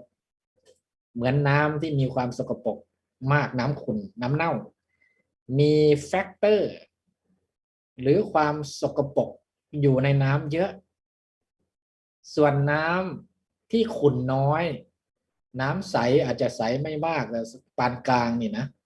แสดงว่ามันมีแฟกเตอร์ด้านทั้งสองด้านขุ่นมันก็มีด้านสกปรกก็มีด้านใสก็มีด้านสะอาดก็มีอยู่ในนั้นก็เหมือนคนที่พัฒนาตนเองที่ยังไม่ถึงกับหลุดพ้นเป็นกัลยาณปุถุชนเนี่ยพระอริยะคือผู้มากโดยคุณสมบัติด้านบวกคุณสมบัติด้านบวกของพระอริยะก็เช่นเป็นคนมีปัญญาเป็นคนมีปัญญาสมบูรณ์เป็นคนมีสติสมบูรณ์เป็นคนมีศีลสมาธิสมบูรณ์นั่นแหละเครื่องมือสำหรับลดและเพิ่มคุณสมบัติหรือแฟกเตอร์ด้านบวกก็นั่นก็คือหลักไตรสิกขาที่เรียกว่าศีลสมาธิปัญญาหรืออริยมรรคมีองค์8ก็ว่าไปสมถาวิปัสสนาก็ได้จะเรียกว่าสมถาวิปัสสนาก็ได้จะเรียกว่าศีลสมาธิปัญญาก็แล้วแต่จะเรียกว่าอริยมรรคมีองค์8ก็แล้วแต่เหล่านี้คือเครื่องมือของอภิธรรมสำหรับลดหรือกำจัดแฟกเตอร์หรือเจตสิกที่ไม่ดีออกไปแล้วเพิ่มแฟกเตอร์ที่ดีเข้ามาเหมือนกำจัดน้ำเน่าขนาดเดียวกันก็เพิ่มน้ำดีเข้าไปด้วยในคัมภีร์อัตถกถาธรรมบทท่านว่าไว้นะครับในเรื่องพระมหากัสสปะท่านอุปมาเหมือนว่าเหมือนเอาน้ำดีมาไล่น้ำเน่าหรือน้ำเสียไล่ไปเรื่อยเพิ่มเข้าไปนี่คือเพิ่มคุณสมบัติเจตสิกด้านดีเพิ่มเข้าไปเราอาจจะไม่ไล่ได้หมดภายในวันเดียวนะครับเพิ่มเข้าไปทีละนิดในที่สุดแล้วความเข้มข้นของคุณสมบัติด้านลบมันจะจางลงมันถูกแทนที่ด้วยน้ำที่ดีสุดท้ายแล้วมันก็จะไม่เหลืออยู่เลยท่านบอกว่าเอาน้ำดีมาไล่น้ำเสีย โดยไม่เปิดโอกาสไม่มีพื้นที่ไม่มีสเปซไม่มีที่อยู่ให้กับน้ำเสียนั้นเลยนะถ้าเราเพิ่มไปจนถึงที่สุดเป็นพระอรหันต์แล้วเนี่ยน้ำเสียหรือคุณสมบัติที่ไม่ดีมันจะไม่มีพื้นที่เขาเรียกมันไม่มีที่ยืนในจิตของเราที่ยืนในจิตของเรามีแต่ด้านที่ดีเท่านั้นเพราะฉะนั้นผู้ที่ปฏิบัติตนตามหลักไตรสิกขากรรมฐานเนี่ยก็คือคนที่พยายามพวกเราเนี่ยเวลาไปปฏิบัติกรรมฐานก็คือคนที่พยายามไปเพิ่มน้ำดีเพิ่มแฟกเตอร์ก็คือกุศลเจตสิกเข้าไปให้มันไปเจือจางอกุศลเจตสิก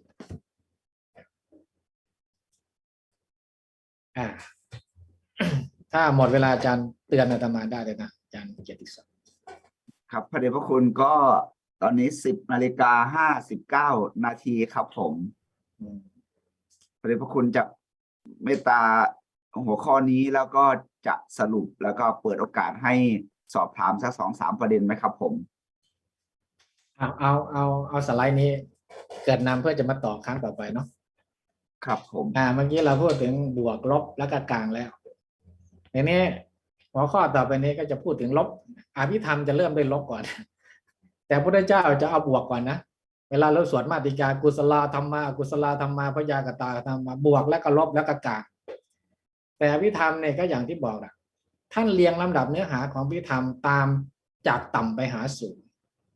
จากภูมิที่อยู่ต่ำสุดก็คืออบายภูมิเนี่ยขึ้นไปเพราะฉะนั้นท่านเลยเอาจิตที่ไม่ดีมาพูดก่อนแล้วก็ตามด้วยจิตที่ดีนะครับเพราะฉะนั้นอันนี้ขออนุญาตไล่ตามที่ท่านวางโครงสร้างเอาไว้จิตที่ไม่ดีหรือจิตลบเนี่ยท่านเรียกว่าอกุศลเจตสิกทีนี้เวลาพูดถึงอกุศลเจตสิกก็จะใช้อกุศลมูล3อย่างโลภะโทสะโมหะเป็นรากเป็นเง่าของจิตที่ไม่ดีแต่ไม่ได้หมายความว่ามีแค่นี้นะครับอันนี้เป็นตัวรากเป็นตัวมูลถ้าพูดเหมือนต้นไม้ก็เหมือนรากของต้นไม้รากแก้วของต้นไม้อกุศลจิตหมายถึงจิตที่เป็นอกุศลจิตที่ไม่ดีงามจิตที่ไม่ฉลาดไม่มีสกิลจิตที่อยู่ภายใต้อิทธิพลของกิเลสอันเป็นมูลรากคือโลภะโทสะโมหะเอากิเลส3ตัวนี่เป็นหลักอกุศลจิตก็ยังแบ่งเป็น3กลุ่มคือโลภะมูลจิตจิตที่มีโลภะเป็นมูลรากมีถึง8 ดวงนะครับจิตของจิตโลภมีเยอะเพราะว่าคนส่วนใหญ่ก็จะโลภโกรธเป็นบางครั้งครับส่วนใหญ่จะโลภส่วนใหญ่จะชอบอะไรที่มันสบายชอบดูอะไรที่มันทำให้ตัวเองมีความสุขสนองความอยากของตัวเองเพราะฉะนั้นจิตนี้จะค่อนข้างจะละเอียดโทสะโมหจิตก็จะมีที่มีโทสะเป็นมูลรากมี2 ดวงโมหะโมหจิตก็จิตที่มีโมหะเป็นมูลรากมี2 ดวงรวมเป็น12นะครับอันนี้ก็กล่าวก็ย่อๆแค่นี้เดี๋ยวครั้งหน้าค่อยมาต่อนะครับสำหรับครั้งนี้ก็คิดว่าน่าจะพอสมควรเก็บเวลาเดี๋ยวครั้งหน้าเราจะมาเริ่มจากตรงนี้ครับขอจบการบรรยายไว้เพียงเท่านี้